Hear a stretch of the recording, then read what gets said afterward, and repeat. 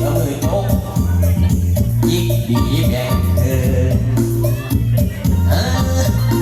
บ่ยอดเป็นตั้งใจจะเบิ่งซื่อๆดอกว่ามันสิเย็นจังหน้าหรือสิหอนจังไรบ่บ่นะอังสินังเด้อลำสิ่งลำยาวไอพี่น้องได้บทสิ้นกันครับเป็นว่าสักษาเสียเวลาไปแบบเจ้าไปโลด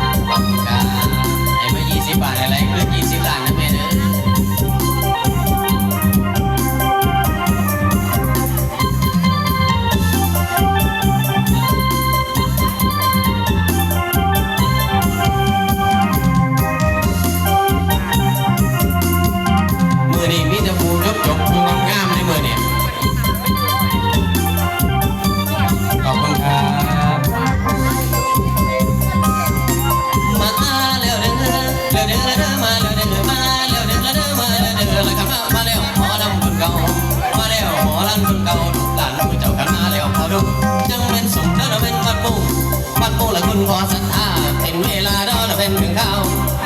พบกันวันนี้กันมีหลายวันมาเด้อมามวนนี้ไปบ้านละมาเด้อมามวนชวนผู้เจ้าก็ชุ่มแสบสาวจูบเจ้าเสียงยาวลำเดินจูบเจ้าเสียงยาวลำเดินลำเพลินลำเพลินเป็นผมลำได้ไปมีเราเอามาออกแกง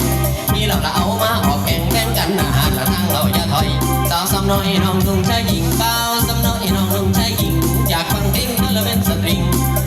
ก็ว่ากันเถอะน้องลองมาบอกเอายังให้ว่าลองมาบอกยังให้ว่าหมอลำผู้นี้สิลำให้สู่ฟังยังเฝ้ารอแรงใจไม่หนีไปไหน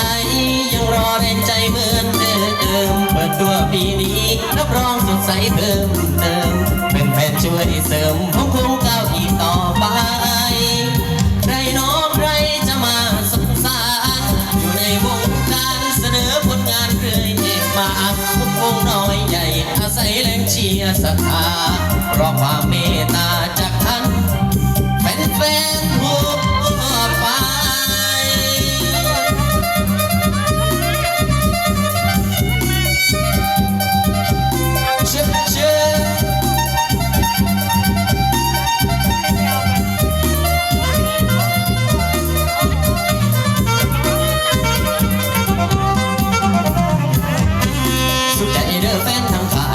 สุขใจเสนอแฟนนางขายแฟนหญิงแฟนชายเลยไอ้พ่อแม่บอลมันผิดก็ของแฟนสวยแก่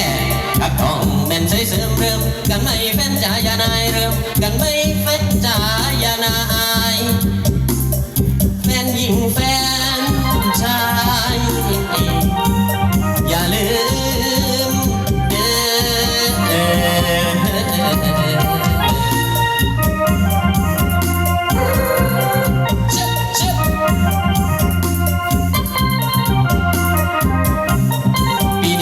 ให้น้ำยาล้างหัวเพียงดิแม่ปีไก่จนหัวเสียบเนาะเกือบล้ำบนจบ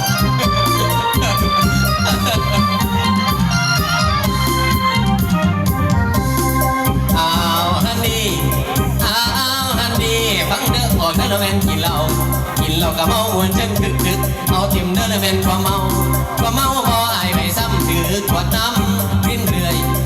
ก็ท้องเศร้าทำกันซุ้มให้บอนหันอยู่คงขวกระดังห่วงบ่มีในมือนี้เจ้าเล็งเป็นแสนมือนี้ก็เจ้าเล็งเป็นแสนพ่อท้องแข็งว่าละแม่นพ่อเล็กมานำกันวันหูผู้ใดเมาเด้อนะแม่นเต็มที่เมื่อนอนสากอนลุกจังถอนอย่าให้ลงสาวเมาซ้ำตื่น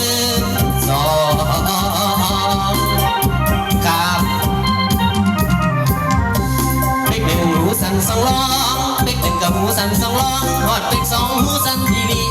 เป็กสามเขาว่าความคิดดีเรื่องบางทีไม่มีใครเกินเราเป็กสี่กินแต่เหล้านอกเป็กสี่กินแต่เหล้านอกจบกระเป๋าเงินออกปีแต่เงินเป็นตันเป็กห้านั่นเหมือนความฝันเป็กห้านั่นเหมือนความฝันเป็กหกถึงขั้นไม่รู้ว่าใครเป็นใครแม่ใหญ่นึกว่าน้าสาวแม่ใหญ่นึกว่าน้าสาวเห็นลุงเอานึกมาไอ้เสียวเป็กเจ็ดเป็กแปดเป็กเก้าเป็กเจ็ดกับเป็กแปดเป็กเก้านอนข้างขวดเหล้ามาน้อยเลียดัง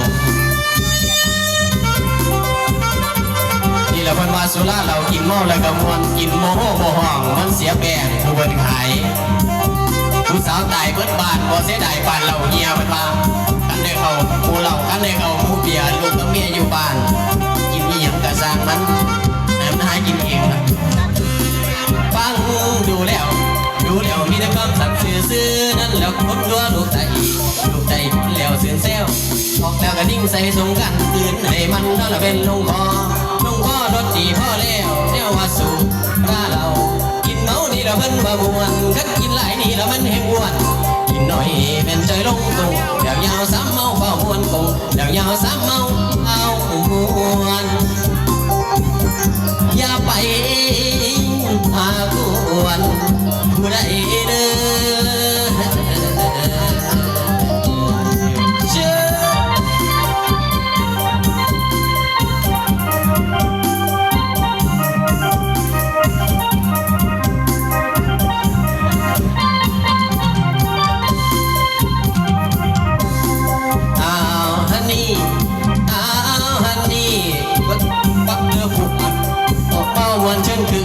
เอาติดนั่นละแม่นความเ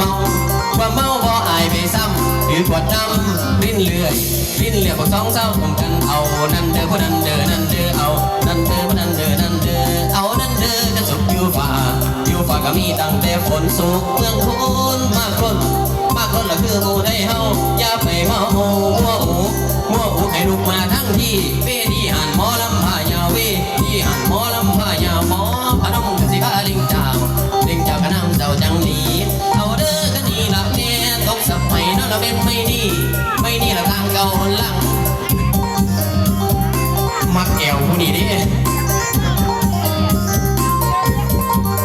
เจ้าแอวดีอยู่ผู้เดียวได้ตอนนี้เอาไหมเอาเดี๋ยวไหนมันถึงมวนหลดเกิดมาศาสตร์เดียวหรอก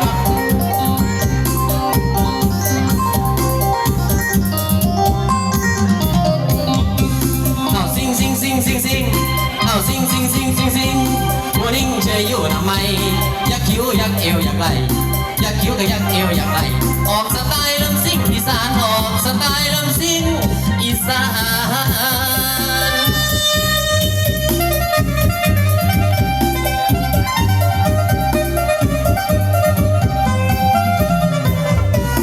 วันนี้โชคดีจริง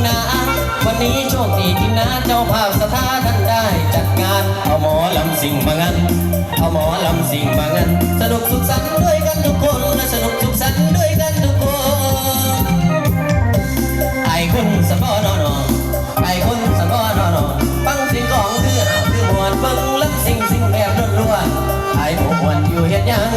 อยากฟังอะไรบอกสิสาธิตก็มีรุ่งโรจน์ก็มาไวไฟก็ไม่รอช้าพี่หำนั้นนะขอมาเลยหรือว่าแค่ไม่ไทยจะเอาแบบไหนอย่ามัวนิ่งเฉยคิดออกให้บอกมาเลยอย่าทำใจเมื่อยหรือใจไม่กล้าอย่ามัวรอช้าคิดไกลไปนาน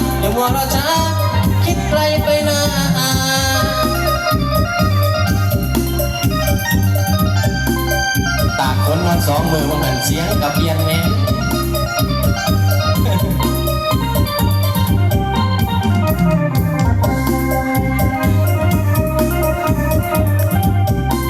เอาข้อหอมปากหอมคอนะแม่เนาะ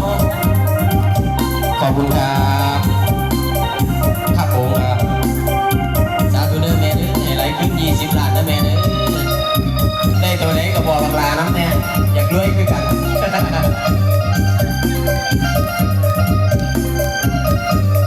สิเวยไปทั้งหมอลองครับสามชาติลำเดินขอนแก่นครับ